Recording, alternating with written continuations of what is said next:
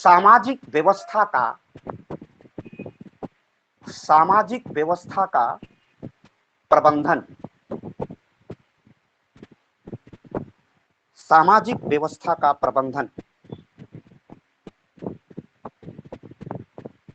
मनु ने अपने प्रमुख ग्रंथ मनुस्मृति में,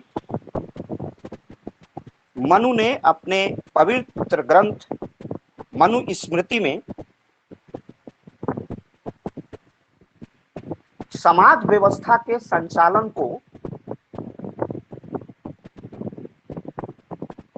समाज व्यवस्था के संचालन को मनु ने अपने प्रसिद्ध या पवित्र ग्रंथ मनुस्मृति में समाज व्यवस्था के संचालन को इन्वर्टेड कामा में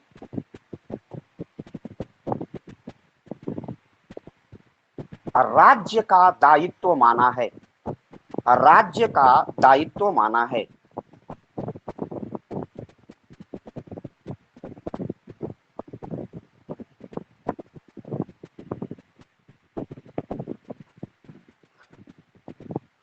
मनु के अनुसार, मनु के अनुसार, मनु के अनुसार प्रजा वर्ण व्यवस्था का, मनु के अनुसार प्रजा वर्ण व्यवस्था का सम्यक अनुपालन करेगी। सम्यक माने संपूर्ण रूप से, कॉम्प्रिहेंसिवली।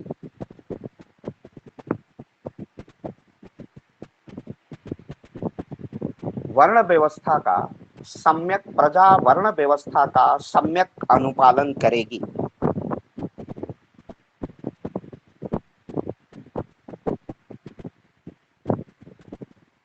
इसी प्रकार मनु ने प्रस्तावित किया है,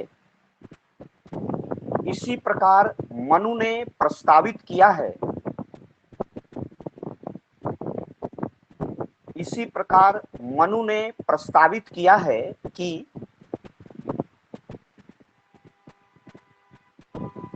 प्रत्येक नागरिक आश्रम व्यवस्था के अनुसार, आश्रम व्यवस्था के अनुसार अपने जीवन का निर्वहन करेगा।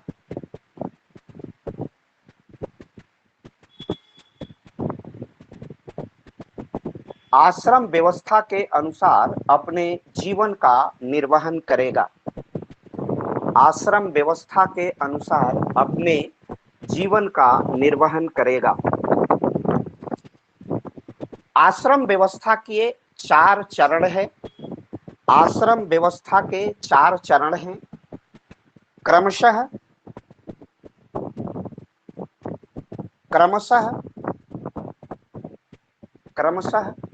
ब्रह्मचर्य, क्रमशः ब्रह्मचर्य, गृहस्थ, वानप्रस्थ और सन्यास। वानप्रस्थ और सन्यास।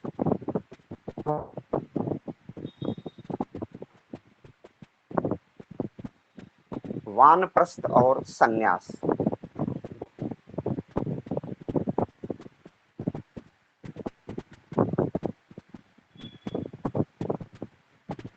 यह प्रत्येक प्रजा के लिए, यह प्रत्येक नागरिक के लिए,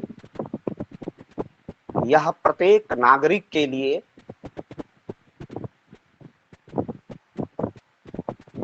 आचरण का विषय था, आचरण का विषय था तथा आचरण का विषय था तथा सभी वर्णों पर, तथा सभी वर्णों पर,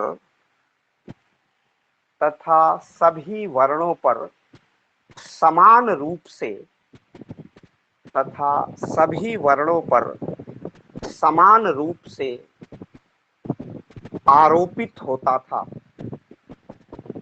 सभी वर्णों पर समान रूप से आरोपित होता था।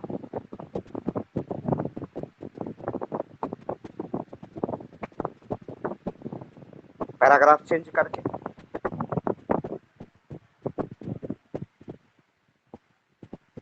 मनुस्मृति में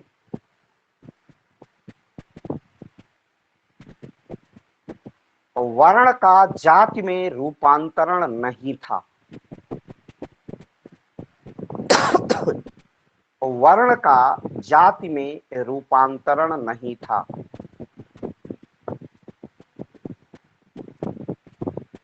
वर्ण का जाति में रूपांतरण नहीं था।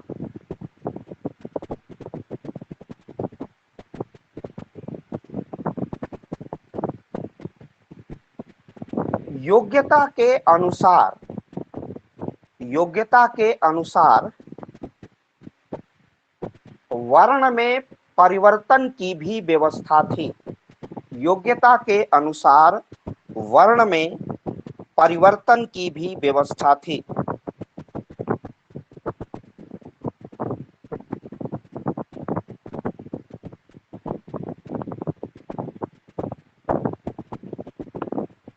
कालांतर में यह व्यवस्था ध्वस्त हो गई। कालांतर में यह व्यवस्था ध्वस्त हो गई।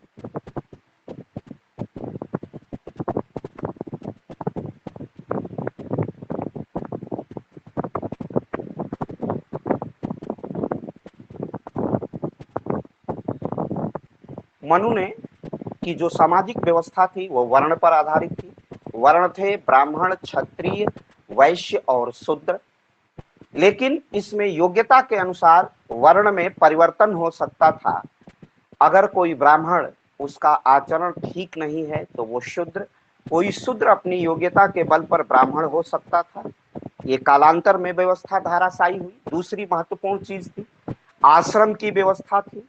ब्रह्मचर्य का आश्रम था जो विद्या के अध्ययन तक था, ये सभी के लिए अनिवार्य था। जब तक वो विद्या का अध्ययन करेंगे वो ब्रह्म की तरह आचरण करेंगे। इसके बाद वो गृहस्थ जीवन में प्रवेश करेंगे। गृहस्थ जीवन के बाद एक समय के बाद जब वो 70-75 वर्ष की, 60 वर्ष की अवस्था 65 वर्ष की होगी तो वो वानप्रस्थ पर हो जाएगा। वो वनों में गमन करेगा, विचरण करेगा, अपने घर का त्याग कर देगा। और इससे भी जब अवस्था आगे बढ़ेगी तो वह केवल ईश्वर में अपने को लीन करेगा। वो सन्यास की अवस्था है।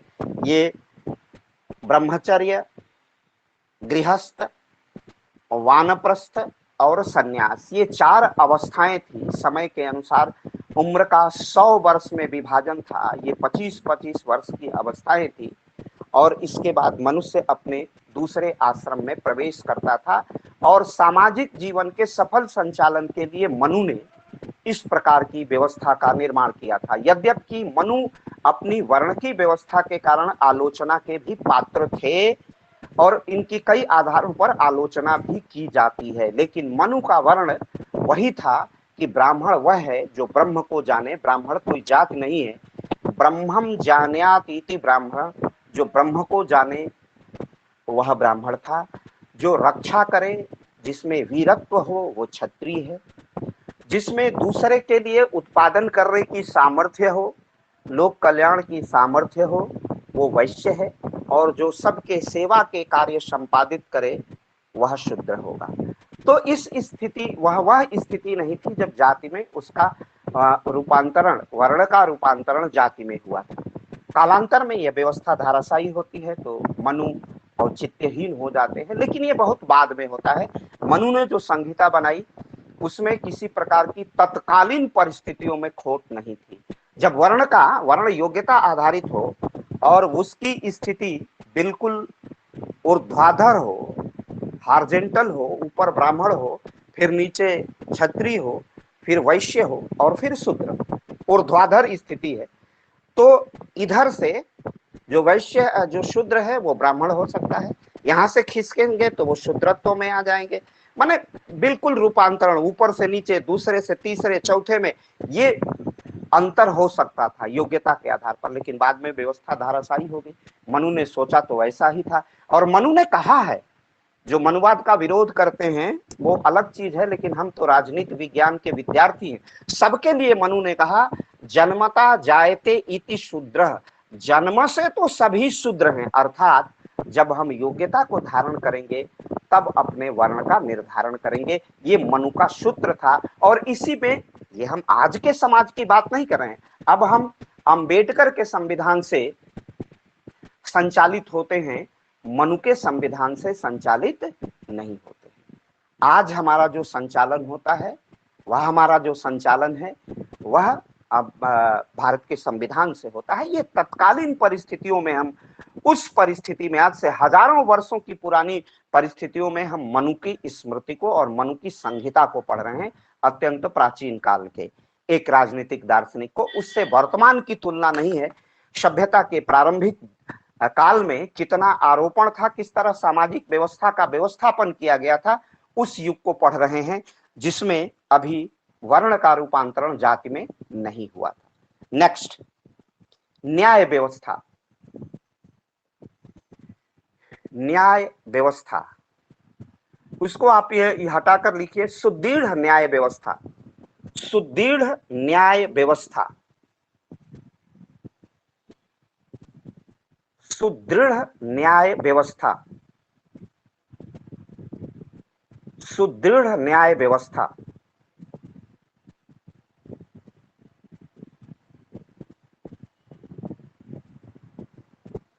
मनु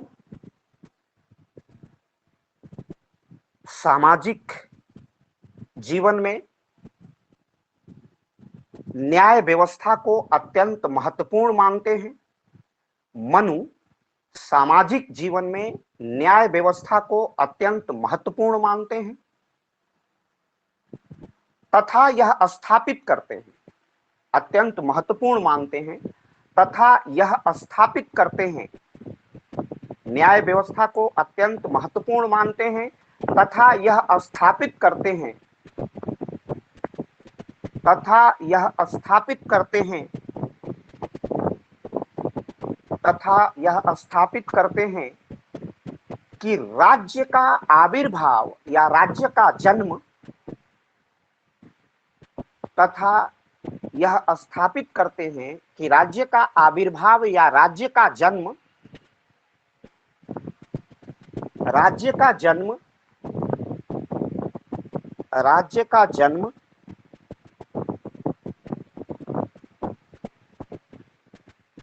अराजकता के निवारण, राज्य का जन्म अराजकता के निवारण या निराकरण, अराजकता के निराकरण, मत्स्य न्याय की समाप्ति, मत्स्य न्याय की समाप्ति, मत्स्य न्याय की समाप्ति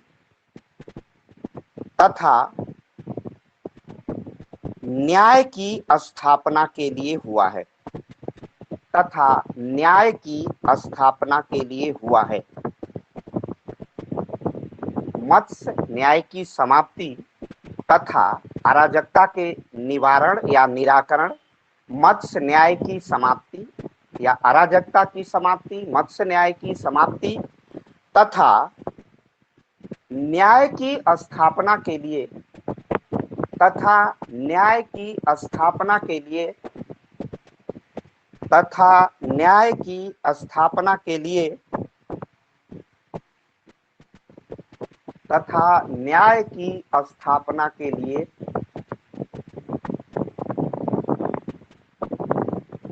तथा न्याय की स्थापना के लिए राज्य एवं राजा का प्राविधान किया गया है। प्राविधान मीन्स प्रोसेस, या राजा और राज्य की व्यवस्था की गई है। इस प्रकार इस प्रकार इस प्रकार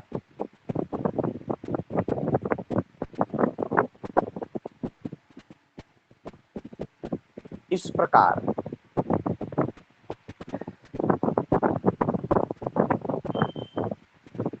प्रकार मनु न्याय व्यवस्था को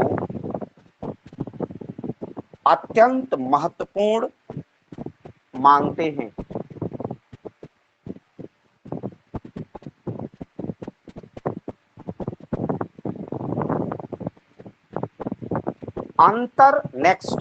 अंतरराज्यिक संबंध, अंतरराज्यिक संबंध माने अन्य, कोष्ठ में लिख लीजिएगा अन्य राज्यों से संबंध, अन्य राज्यों से संबंध।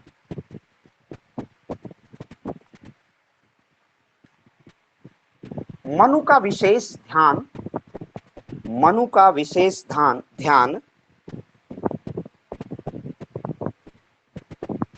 दूसरे राज्यों से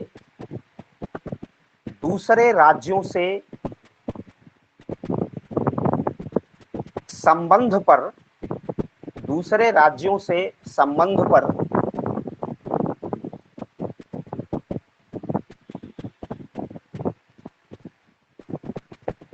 आधारित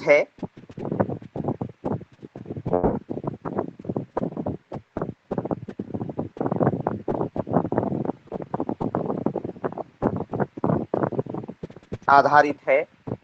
मनु ने अन्य राज्यों के संबंध में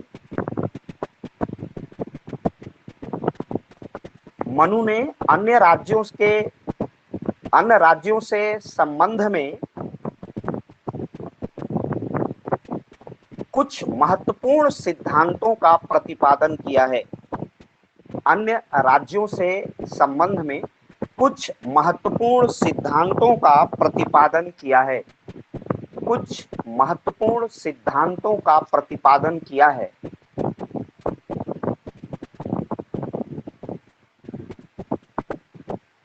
कुछ महत्वपूर्ण सिद्धांतों का प्रतिपादन किया है जिसमें मंडल सिद्धांत,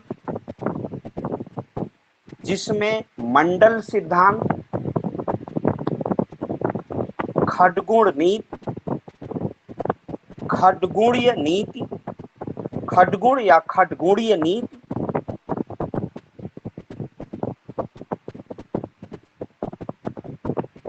महत्वपूर्ण है।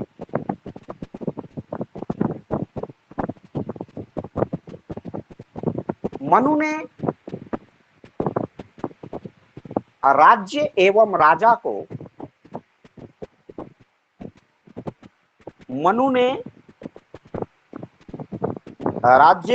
राजा को यह निर्देशित किया है। राज्य एवं राजा को यह निर्देशित किया है कि कब किसी राज्य से मैत्रीपूर्ण संबंध रखना चाहिए, कब किसी राज्य से मैत्रीपूर्ण संबंध रखना चाहिए,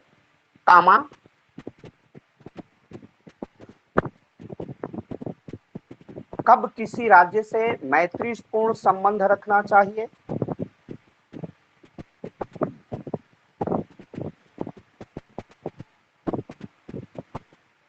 कब किसी राज्य से तटस्थ रहना चाहिए, माने न तो लगाव न तो दुराव, कब किसी राज्य से तटस्थ रहना चाहिए,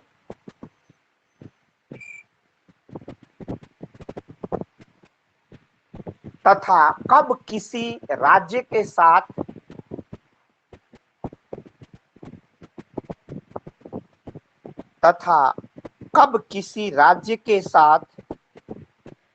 युद्ध करना चाहिए।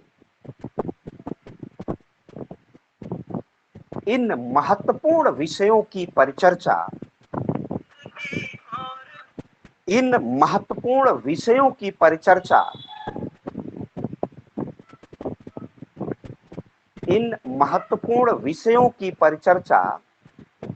मनु ने अपने प्रमुख ग्रंथ मनु स्मृति में की है।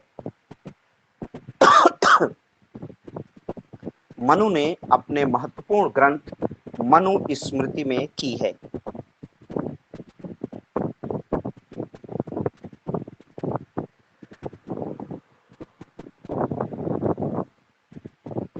मनु ने अपने महत्वपूर्ण ग्रंथ मनु स्मृति में की है। इसके साथ ही ये हम लोग देख रहे थे कि राज्य और राजा के क्या कर्तव्य हैं प्रजा के प्रति, पैराग्राफ चेंज करके। इसके साथ ही मनु ने राजा पर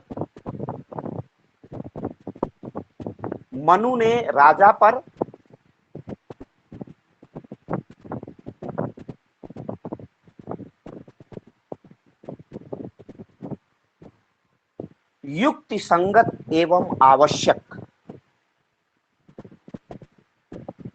युक्ति संगत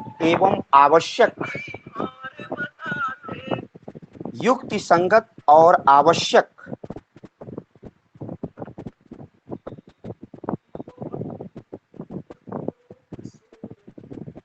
युक्ति संगत एवं आवश्यक प्रतिबंध आरोपित किया है।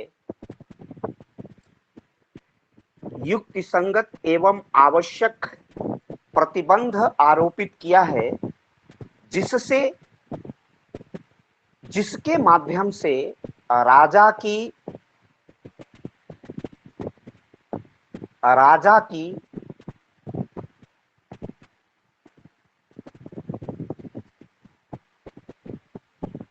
शक्तियों पर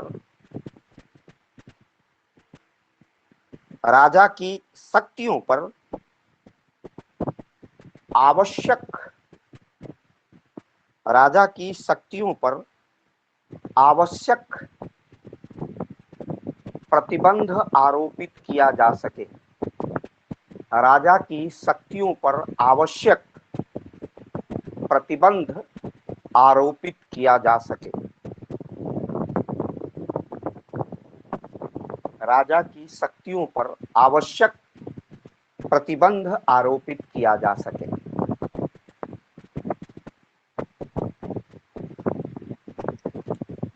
मनु महाराज ने अपने राजा पर निम्नलिखित नियंत्रणों की प्रतिस्थापना की है। मनु महाराज ने अपने राजा पर निम्नलिखित नियंत्रणों की स्थापना की है। मनु ने अपने राजा पर निम्नलिखित नियंत्रणों की स्थापना की है।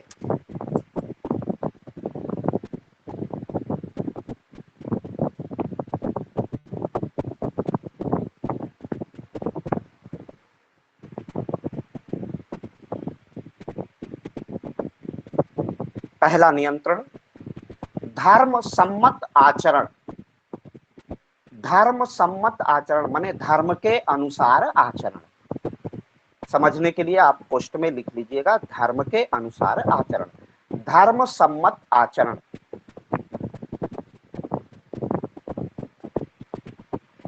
धर्म सम्मत आचरण। मनु ने अपने राजा को धर्म के अधीन रखा है। मनु ने अपने राजा को धर्म के अधीन रखा है। मनु ने अपने राजा को धर्म के अधीन रखा है।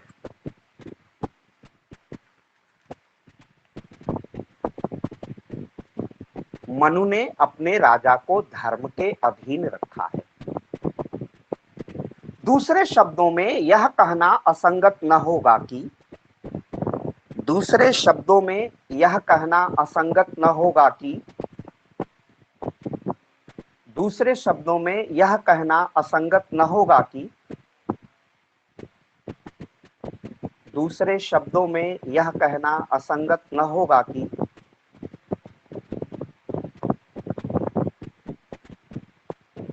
मनु का राजा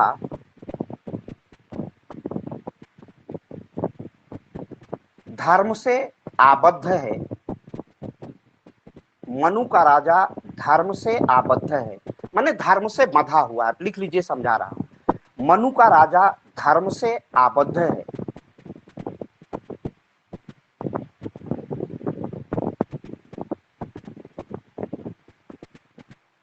मनु का राजा अपनी शक्ति का प्रयोग मनु का राजा अपने शक्ति का प्रयोग उसी अनुपात और मात्रा में करेगा। मनु का राजा अपनी शक्ति का प्रयोग उसी अनुपात और मात्रा में करेगा जिस मात्रा और अनुपात में धर्म राजा को प्रशासनिक कृत्य का धर्म राजा को प्रशासनिक कृत्य के निर्वहन का निर्देशन देता है। प्रशासनिक कृत्य के निर्वहन का निर्देशन देता है।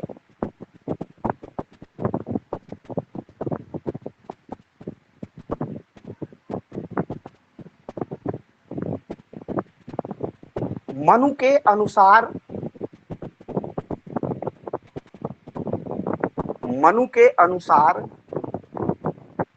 राजा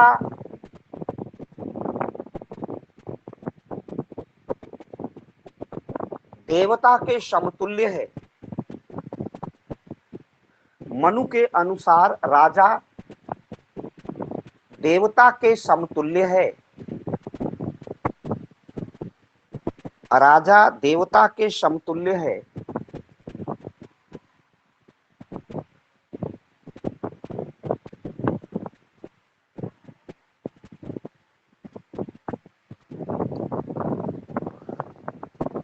यदि राजा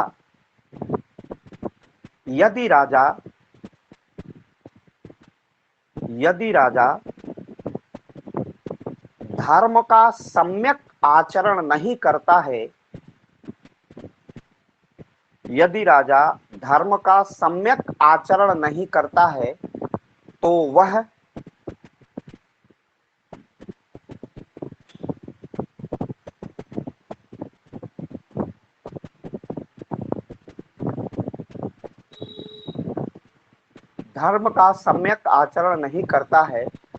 वह देवत्व से गिर जाता है। वह देवत्व से गिर जाता है।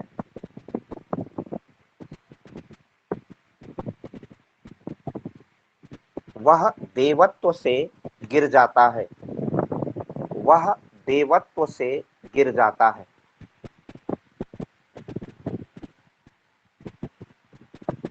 सभी ने लिख लिया?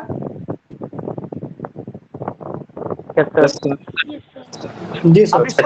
समझ ओके, इसको थोड़ा सा समझ लेते हैं। मनु ने राजा के आचरण जितने बताए थे कि राज्य और राजा का क्या कर्तव्य है, आपने देख लिया उसके पॉइंट्स। संभवतः आपने 5 या 6 पॉइंट बनाए होंगे। आपने उसका विधिवत देख लिया है कि राजा के क्या क्या करना है, क्या करणीय कार्य मैंने दिखाया, क्या क्या करने योग्य कार्य हैं वो राजा करेगा। आपको मैंने कम से कम 5-6 पॉइंट दिखाया है, मुझे याद नहीं है कि कौन कौन से, लेकिन 7 या 6 पॉइंट ऐसा मैं मानता हूं कि 5 या 6 पॉइंट हुआ होगा। आप लोग उसको ठीक ढंग से देख लेंगे। अब मनु ने राजा पर कई प्रतिबंध आरोपित किए हैं कि राजा का क्या कर्तव्य होगा, राजा किस प्रकार का आचरण करेगा। क्योंकि मैंने पहले ही कहा है कि यह इस युग का राजनीतिक चिंतन है, यह प्राचीन भारत का राजनीतिक चिंतन है। और मैंने कहा कि प्राचीन भारत का संपूर्ण राजनीतिक चिंतन धर्म से अभिप्रेरित है, धर्म से अनुप्राणित है, धर्म से प्रभावित है। धर्म और राजनीति एक दूसरे से पृथक है ही नहीं। लेकिन आज के परिप्रेक्ष्य में उस युग की हम तुलना नहीं करेंगे। इसलिए नहीं करेंगे कि आज जो सामाजिक आचरण है और सामाजिक गैर बराबरी, विभेद है, जो समता का अभाव दिखाई देता है, वह उस युग में नहीं रहा होगा, यह हम मान के चलते हैं। इसलिए कि वहां पर वर्णों की व्यवस्था थी, जाति की जटिलता नहीं थी। इसलिए मनु ने ब्राह्मणों पर, राजा पर अत्यंत कठोर प्रतिबंध आरोपित किए हैं, बहुत ही कठोर, कि उसके आचरण क्या है, उसके खान पान कैसे होंगे, कितने राज वस्त्रों को धारण करेगा। लेकिन 2 वर्णों को विमुक्त करते हैं, दो वर्णों पर वो प्रतिबंध नहीं है, और राजा पर तो बहुत ही प्रतिबंध है और ब्राह्मण पर। तो इसके मतलब उस जमाने में जब मनु की संहिता थी, उस जमाने में आचरण पर विशेष बल दिया गया, और आचरण ही एक आचरण धर्म का दूसरा स्वरूप था। क्योंकि मैंने बताया आप सबको कि धर्म का आशय था, अभिप्राय था, मंतव्य था, उसका अर्थ था धारेति इति धारण, जो धारण करने योग्य है वही धर्म है। तो एक तरफ राजा और राज्य के कर्तव्य बताए, दूसरे तरफ राजा पर उसने कठोर नियंत्रणों की प्रतिस्थापना की, और पहला नियंत्रण स्थापित किया धर्म के माध्यम से। उस युग में राजा को देवता के समतुल्य या ईश्वर के समतुल्य माना जाता था, और कोई किसी में देवत्व के स्थान पर राक्षसत्व आ तो वह विनष्ट हो जाता है, उसको समाज में वो सम्मान नहीं मिलेगा। इसीलिए धर्म का निर्देशन देते हुए मनु महाराज ने कहा कि राजा का यह कर्तव्य होगा, राजा का पूरा आचरण धर्म में जो जो बातें राजा के लिए धर्म में स्थापित की गई हैं, धर्म में जो बातें कही गई हैं, नीति शास्त्र, धर्म शास्त्र, शास्त्रों में शास्त्र सम्मत राजा के जो आचरण बताए गए हैं, राजा उसी आचरण का शुद्ध अंतःकरण से परिपालन करेगा, शुद्ध मन से परिपालन करेगा। और यदि वह ऐसा नहीं कर पाता है तो यह माना जाएगा कि वह देवत्व के पद से गिर गया है। तो इतना कठोर दंड देना, यह जनता निर्धारित कर देगी कि अब देवत्व के पद से राजा नीचे आ गया है। इसका अर्थ सीधा सा है कि अब राजा की प्रतिष्ठा समाज में नहीं। एक वाक्य जोड़ लीजिए, धर्म से गिरा हुआ राजा, धर्म से गिरा हुआ राजा, धर्म से गिरा हुआ राजा, धर्म से गिरा हुआ राजा प्रजा का सम्मान नहीं प्राप्त करता है। धर्म से गिरा हुआ राजा प्रजा का सम्मान नहीं प्राप्त कर सकता है। तो इस प्रकार राजा को धर्म से प्रेरित करके प्रजा के प्रति रिस्पॉन्सिबल बनाया गया, उसके उत्तरदायित्व को धर्म से प्रेरित करके उसके झुकाव को राजा की ओर किया गया था, क्योंकि धर्म ही वो माध्यम था, धर्म ही वह धारणा थी जिससे मनुष्य के जीवन का परिष्कार हो सकता था, राजा के मन का परिष्कार हो सकता था। जैसे आज हम गंगा एक्शन प्लान लगा करके गंगा के प्रदूषण को, नदियों के प्रदूषण को दूर करने का प्रयास करते हैं, क्या कोई ऐसा यंत्र है जो हमारे मन के प्रदूषण को दूर करे? तो इसके दो ही हैं, या तो उसका नैतिक आचरण स्वयं में बहुत पवित्र हो जाए, अथवा उसे धर्म की प्रेरणा मिले और वह सम्यक आचरण करे, वह विधिक आचरण करे, उचित रीत से आचरण करे, वह सच्चरित्रवान हो, संस्कारवान हो, और उसका आचरण समाज के लिए कल्याणकारी हो। ये दो ही तरीके से आ सकता है। आप इस बात को समझ गए हैं। और मनु ने अपने राजा को धर्म से प्रेरित किया, धर्म से आबद्ध किया, धर्म से जोड़ा, और कहा कि तुम में देवता, लोग तुम में देवता देखते हैं, और जिस दिन तुमने देवत्व को छोड़ करके राक्षसत्व को ग्रहण करोगे, जनता के बीच अपना सम्मान, अपनी गरिमा खो दोगे, जैसा कि आज के राजनीतिक जीवन में हुआ है कि जनता अब नेताओं के कहने पर विश्वास नहीं करती। एक जमाना था कि महात्मा गांधी की अपील होती थी, करो या मरो, देश की जनता सड़कों पर उतर आ जाती थी अहिंसक माध्यम से। जबकि उस समय संचार के इतने साधनों की उपलब्धता हमारे पास नहीं थी। तो वो क्या था? वह एक राष्ट्रीय कर्तव्य था, वह धर्म की धारणा ही थी, एक प्रेरणा थी। यदा यदा हि धर्मस्य ग्लानिर्भवत भारत अभ्युत्थानम अधर्मस्य। हम तब सृजन करने के लिए भगवान ने गीता में इस प्रकार का संदेश दिया है कि हम जब धर्म, घबराइए मत, हमने जितना व्यवधान था, कोई एक बच्ची आ गई थी, उसको हटा करके फिर मैं रिकॉर्डिंग में हूँ और आपसे बात कर रहा हूँ। तो जैसे यदा यदा हि धर्मस्य ग्लानिर्भवत् भारत अभ्युत्थानम् अधर्मस्य तदात्मनम् सृजाम्यहम्, जैसा कि भगवान ने गीता में कहा है।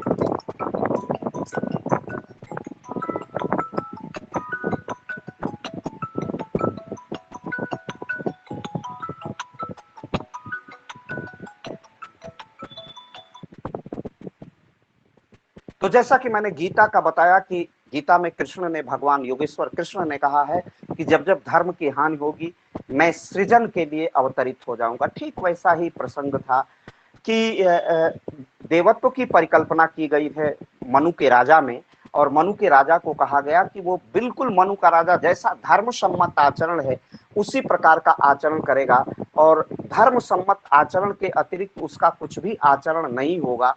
और अगर राजा धर्म का परिपालन नहीं करता है, धर्म का सम्यक आचरण नहीं करता है, तो वह दाता, उस राजा में लोग देवता की परिकल्पना नहीं करेंगे, वो देवता के पद से वंचित हो जाएगा, और जब देवता के पद से वंचित हो जाएगा, देवत्व के पद से नीचे आ जाएगा, देवत्व के पद से वह जैसे ही नीचे आएगा, देवता के पद से नीचे आएगा, तब राजा की स्थिति प्रजा में सम्मान की स्थिति से, दृष्टि से वह नहीं देखा जाएगा, उसका सम्मान चलता जाएगा। यह अपरोक्ष संकेत मनु ने किया है, और उसको धर्म से, चूंकि वो धर्म के आधारित सामाजिक व्यवस्था थी उस युग की, इसलिए राजा पर धर्म के अनुसार आचरण करने का प्रतिबंध मनु ने आरोपित किया था। आशा है आप इसे पूरी तरह समझ गए। ये बातें समझ में आ रही हैं ठीक से? Yes sir. Yes sir. Yes sir. Yes sir. Yes sir. Next आप सर नेक्स्ट लिखिए, नेक्स्ट लिखिए। बीच में जो वर्ड है हिंदी को उसको बोलिए सर। क्या कह रहे हैं आप? बीच में जो टफ वर्ड हिंदी के आ रहे हैं सर उसको इंग्लिश में बता दिएगा ताकि सर फ्लुएंसी रहेगी लिखने में सर। देखिए मेरे पास मजबूरी, हमारे पास 99% बच्चे हिंदी मीडियम के हैं, और जब दोनों मीडियम लेके मैं चलता हूं तो खुद मेरी गति बहुत मंथर हो जाती है। मैं एक ही भाषा के प्रवाह में रह सकता हूं। मैं प्रयास करूंगा कि बीच बीच में, अब ये तो बड़ी आसान है, न्याय की स्थापना, इस्टेब्लिश बाय लॉ, धर्म का नियंत्रण, कंट्रोल बाय रिलीजन, ये तो बहुत, कंट्रोल ऑफ रिलीजन, ये तो आप आसानी से समझ सकते हैं।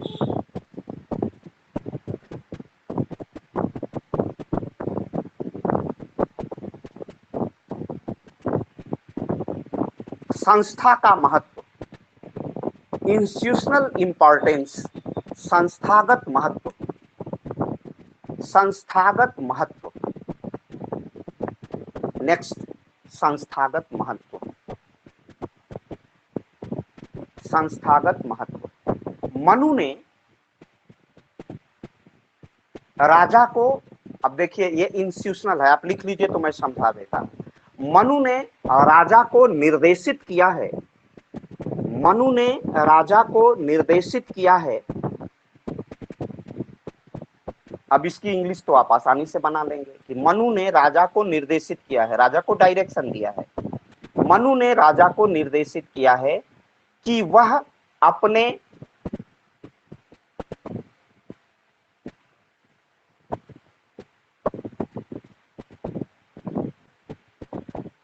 मंत्रिपरिषद के सदस्यों, अपने मंत्रिपरिषद के सदस्यों, प्रमुख अधिकारियों एवं विद्वान पुरुषों से,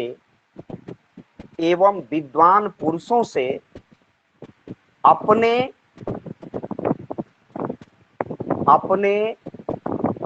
राज्य के संचालन में, अपने राज्य के संचालन में, अपने राज्य के संचालन में,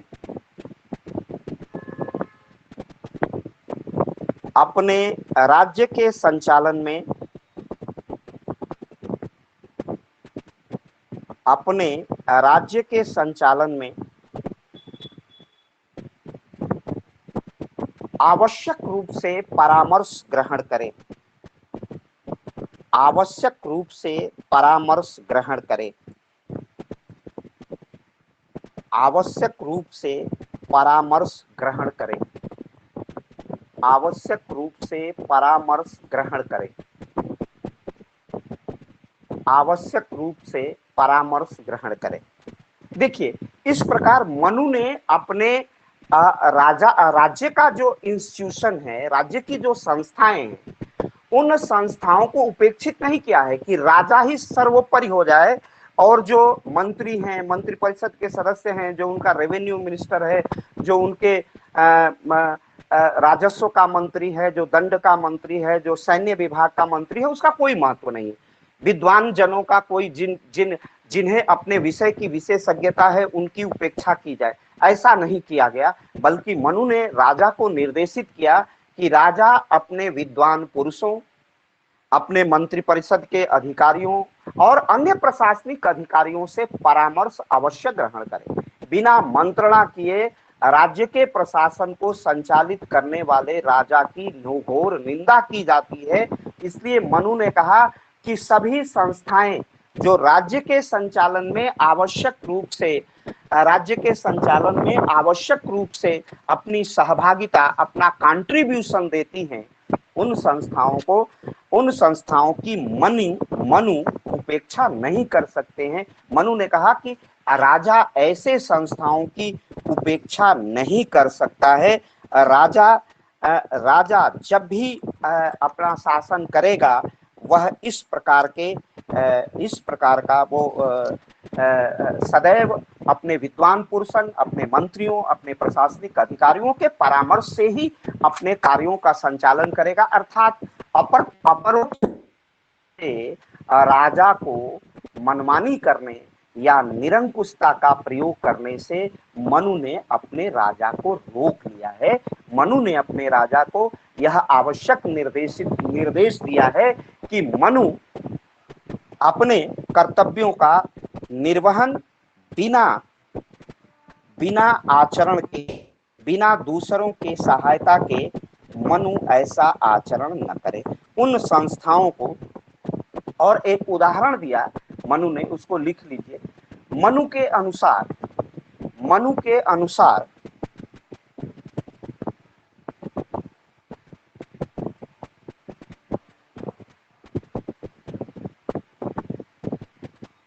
जिस प्रकार जोंक जो मनुष्य को पानी में होती है, पकड़ती है, छोटा जीव होता है, जिस प्रकार जोंक, बछड़ा और मधुमक्खी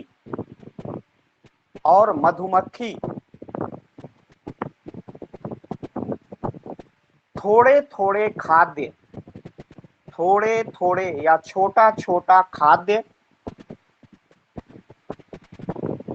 क्रमशः रक्त, दूध और मधु ग्रहण करते हैं।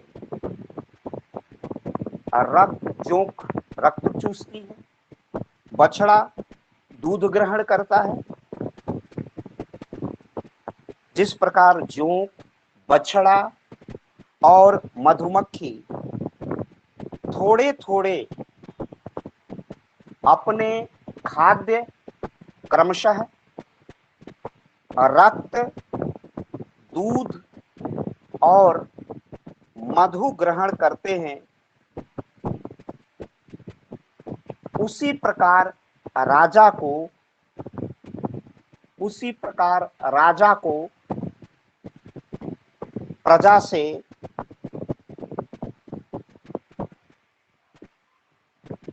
राजस्व ग्रहण करना चाहिए।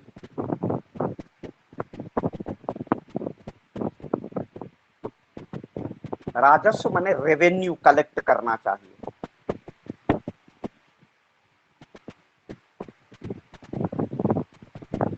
मनु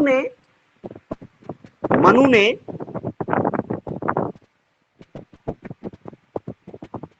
राजा को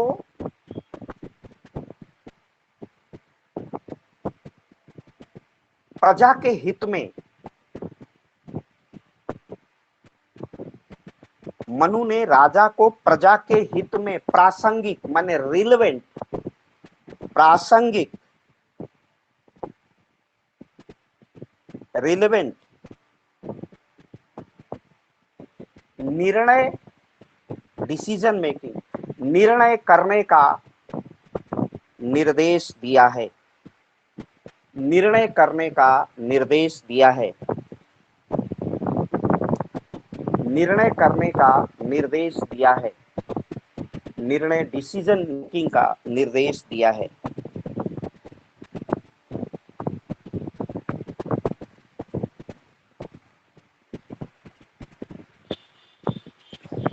मनु शक्ति के विकेंद्रीकरण के पक्ष पोषक हैं, decentralisation of power. Manu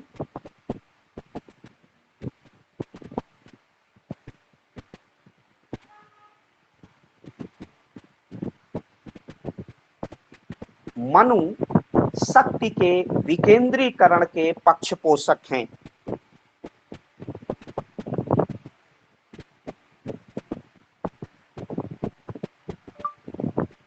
Manu शक्ति के विकेंद्रीकरण के पक्ष में हैं।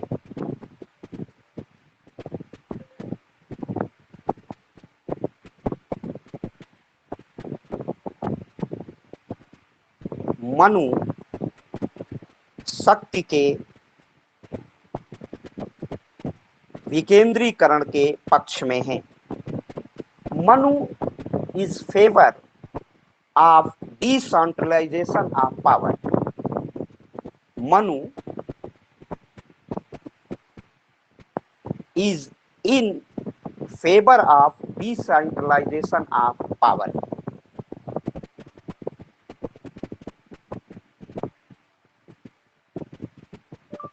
जब शक्ति का विभाजन होगा तब संस्थाओं को महत्वपूर्ण स्थान प्राप्त होगा।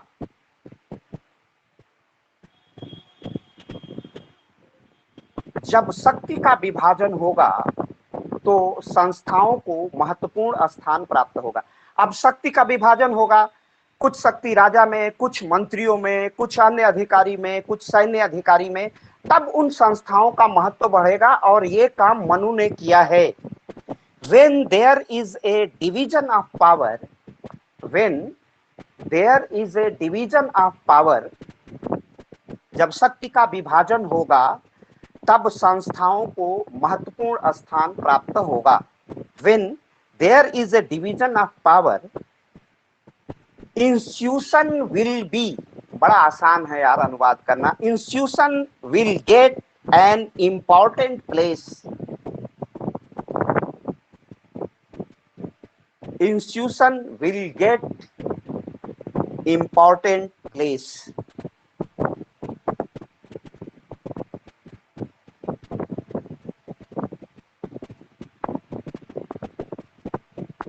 नेक्स्ट, ये तो लिख लिया ना इंग्लिश वालों के लिए, अब शिकायत नहीं है ना, लेकिन मुझे दिक्कत होती है। चलिए नेक्स्ट, अब राजा पर क्या प्रतिबंध है मनु महाराज का।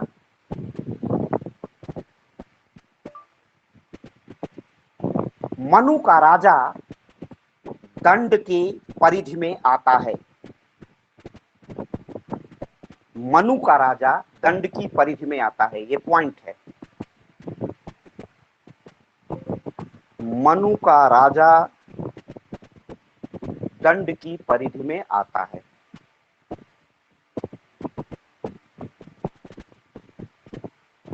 मनु का राजा दंड की परिधि में आता है। इसका अर्थ क्या हुआ?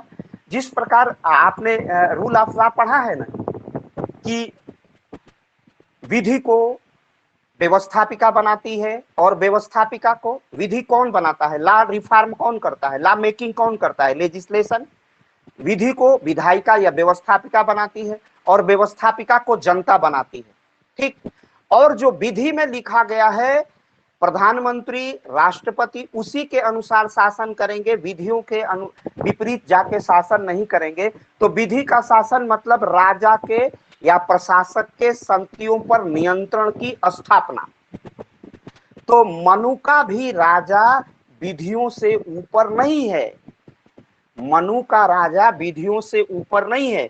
उस समय दंड नीति कहा जाता था राजनीति को या न्याय व्यवस्था को, कानून को, विधि को। राजा विधि से ऊपर नहीं है। अगर राजा भी कोई गलत आचरण करता है तो वह भी दंड का भागी होगा। तो मनु का राजा दंड की परिधि में आता है। The king of Manu come under the purview of punishment. Purview of punishment. Manu का राजा भी दंड के बाहर नहीं जाता है।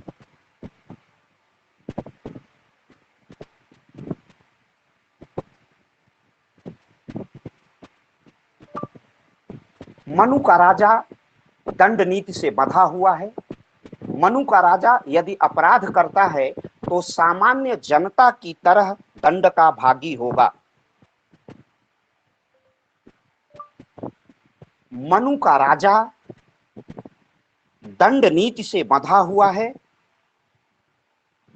यदि राजा दंड नीति का उल्लंघन करता है तो सामान्य जनता की तरह वह दंड का भागी होगा।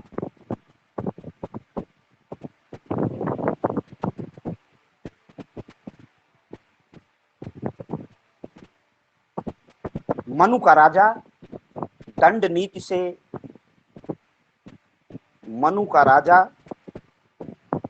दंड नीति से बंधा हुआ है।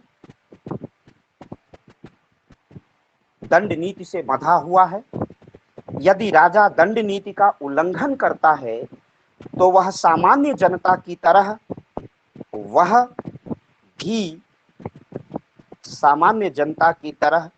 वह भी दंड का भागी होगा। माने दंड नीति का उल्लंघन करने पर, विधि का उल्लंघन करने पर सामान्य जनता को जितना दंड मिलता है उतना ही दंड राजा को भी मिलेगा। यह प्राविधान मनु ने किया है। The king of Manu is about the king of Manu is bound by the penal policy, दंड नीति, या उसको दंड नीति ही आप लिख लो। The king of Manu is bound by the दंड नीति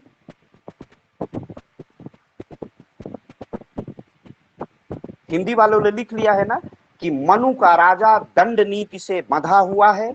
यदि राजा दंड नीति का उल्लंघन करता है तो सामान्य जनता की तरह वह भी दंड का भागी होगा। The king of Manu is bounded by the दंड नीति। इफ द किंग वायलेट्स, अगर राजा विधि का उल्लंघन करता है दंड नीति का, if the king violets the दंड नीति then he will also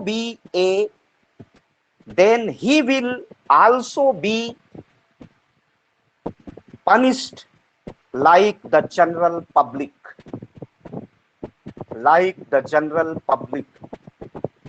आसान है अनुवाद करना भैया, बहुत कठिन नहीं है। आप सब जानते हो, हमसे ज्यादा कर लोगे।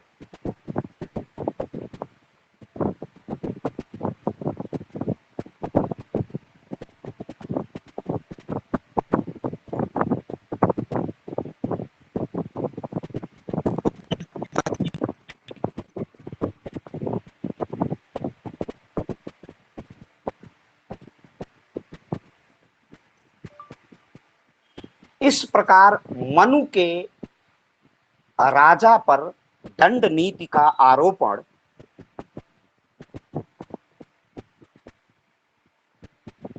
वर्तमान युग के विधि के शासन के सदृश है।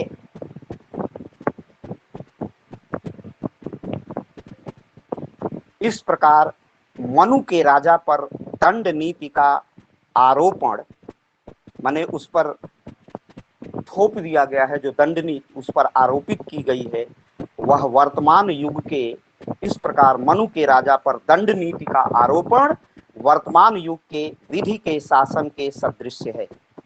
वर्तमान युग के विधि के शासन के सदृश है। In the way,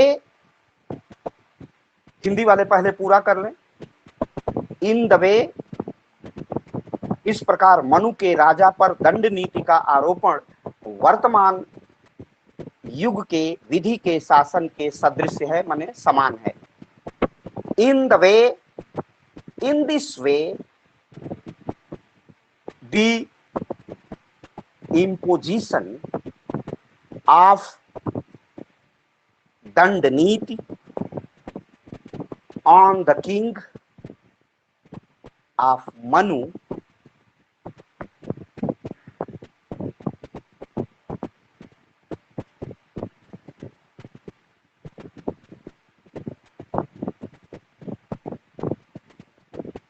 is akin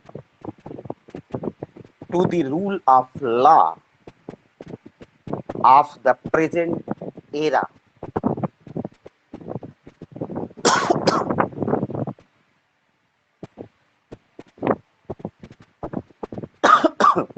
Next,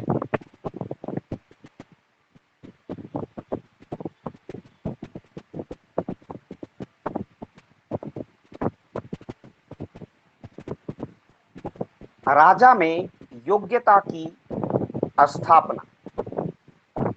राजा में योग्यता की स्थापना। राजा में योग्यता की स्थापना।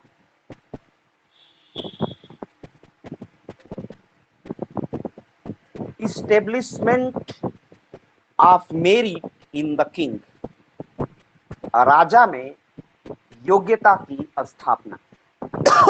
राजा में क्या क्या योग्यता होनी चाहिए, यह बात भी मनु ने अपने राजा पर आरोपित की है। अपने राजा पर यह प्रतिबंध लगाया है कि राजा में क्या क्या योग्यता होनी चाहिए। Establishment of merit in the king. Manu ने राजा के दिनचर्या को निर्धारित किया है।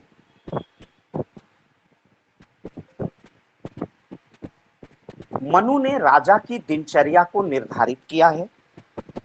Manu has prescribed the Kings routine. Manu ने राजा की दिनचर्या को निर्धारित किया है। मनु ने राजा की दिनचर्या को निर्धारित किया है। Manu has prescribed the Kings routine. Manu ने राजा की दिनचर्या को निर्धारित किया है।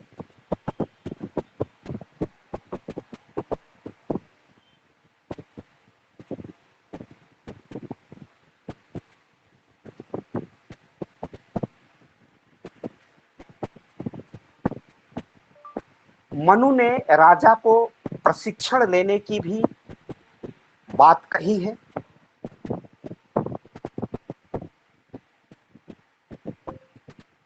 मनु ने राजा को प्रशिक्षण देने की बात कही है।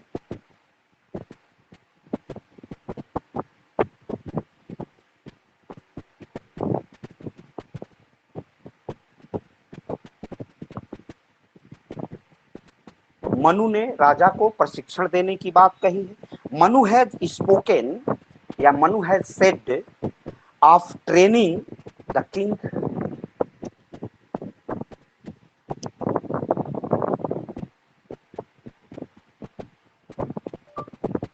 मनु के अनुसार राजा में गूढ़ विषयों का ज्ञान होना चाहिए।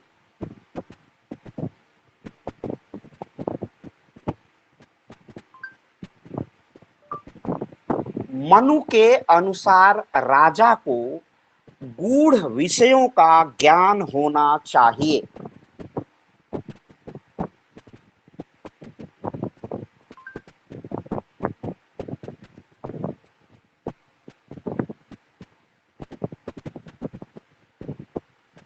मनु के अनुसार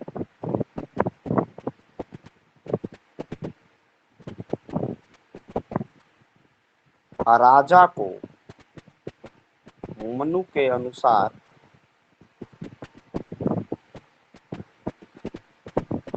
राजा को गूढ़ गूढ़ माने सूक्ष्म,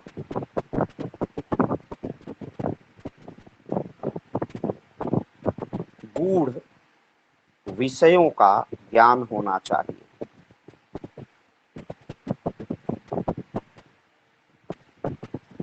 According to Manu, the king should have knowledge of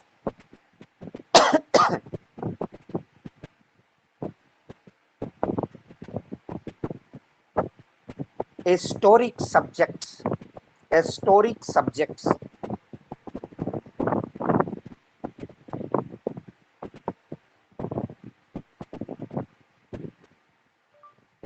यदि राजा का ज्ञान सूक्ष्म होगा तो वह प्रत्येक समस्या का समाधान कर लेगा।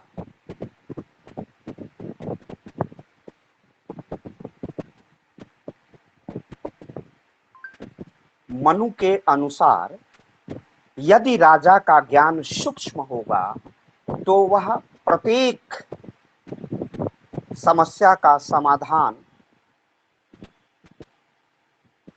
कर लेगा।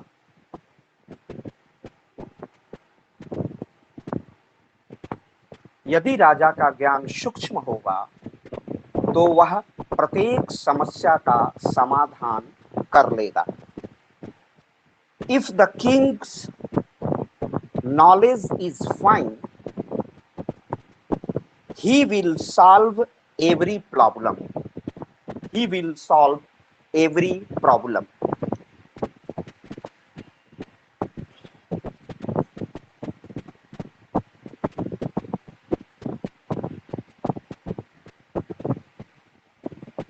नेक्स्ट, तब हम और कल पढ़ाएंगे।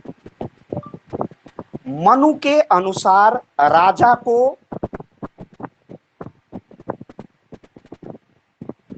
विद्वान, जितेंद्रिय, न्यायी, विनीत एवं लोकप्रिय होना चाहिए।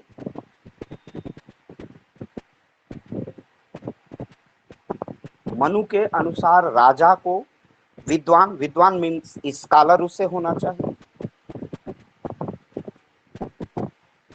मनु के अनुसार राजा को विद्वान, जितेंद्रिय जिसे इंद्रियों पर विजय प्राप्त हो, वह क्रोध न करे, काम वासना में लिप्त न हो, वह बड़े पद की और अन्य पदों की लालसा, दूसरे धन की संग्रह करने के प्रति उसकी लालसा न हो, तो वह इंद्रियों को पर भी नियंत्रण रख सके, अपनी वासनाओं पर, अपनी इच्छाओं पर नियंत्रण रख सके, ऐसा राजा में गुण होना चाहिए। तो मनु के अनुसार राजा को विद्वान, जितेंद्रिय, न्याय और लोकप्रिय होना चाहिए। According to Manu, the king should be wise and popular. जितेंद्रिय हो,